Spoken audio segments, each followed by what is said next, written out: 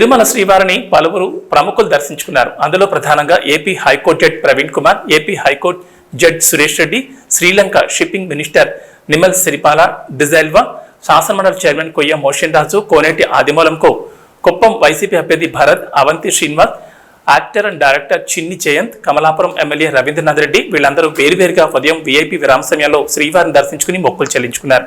వీరికి ఆలయ అధికారులు స్వాగతం పలికి దర్శన ఏర్పాట్లు చేశారు. దర్శనం అనంతరం రంగనాయక మండపంలో వేద పండితులు వేదాశీర్వచనం అందించగా టీటీడీ అధికారులు స్వామివారి పట్టు వస్త్రంతో సత్కరించి తీర్థ ప్రసాదాలు అందజేశారు.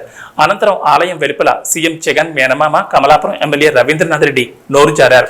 ఏపీని గబ్బులేపిన పార్టీ వైఎస్ఆర్ కాంగ్రెస్ పార్టీ అని నాలుగు ఖర్చుకున్నారు. వైసీపీకి 175 స్థానాల్లో విజయం సాధిస్తుందన్నారు. సైలెంట్ ఓటింగ్ ఏ విధంగా ఉందో 4వ తేదీ మధ్యాహ్నం ప్రపంచానికి టీడీపీకి తెలుస్తుందన్నారు. రాష్ట్రంలో కాంగ్రెస్ పార్టీ ప్రభావం శూన్యమని, వైఎస్ షర్మిల పోటీ చేసిన అవినాష్ రెడ్డి భారీ మెజార్టీతో గెలవబోతున్నాడని చెప్పారు. ఈ క్రమంలో రాష్ట్రాన్ని కాంగ్రెస్ పార్టీ అధోగతి పాలు చేసిందని విమర్శిస్తున్న క్రమంలో మాట తూలారు. ఏపీని గబ్బులేపిన పార్టీ వైఎస్ఆర్ కాంగ్రెస్ పార్టీ అని నాలుగు ఖర్చుకున్నారు. ఆ తర్వాత కాంగ్రెస్ పార్టీ అంటూ మాటను సరిచేసుకున్నారు.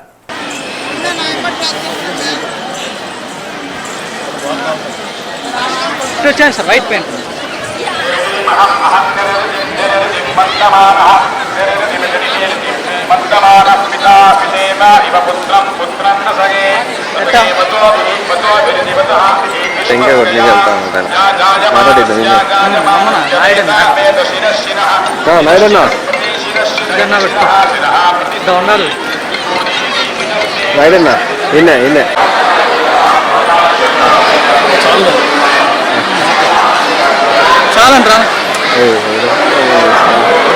వాయిస్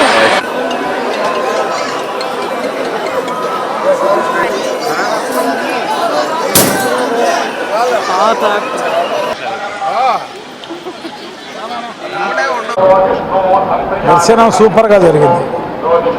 మంచిగా దేవుడి ఆశీర్వాదం కోసం వచ్చాం. వైఎస్ఆర్ కాంగ్రెస్ పార్టీ అధికారంలోకి రావాలి, జగన్మోహన్ రెడ్డి గారు మళ్ళీ ముఖ్యమంత్రి కావాలి.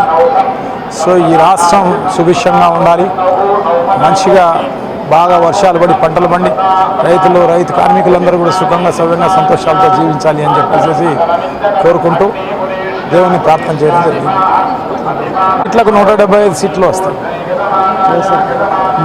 మా పార్టీ అధ్యక్షులు ముఖ్యమంత్రి గారు ఏదైతే సెలవు ఇచ్చారో అది ఖచ్చితంగా జరుగుతుంది. సైలెంట్ ఓటింగ్ ఉంది. సో ఆ లీడు 4వ తారీఖు మధ్యాహ్నం నుంచి తెలుస్తుంది.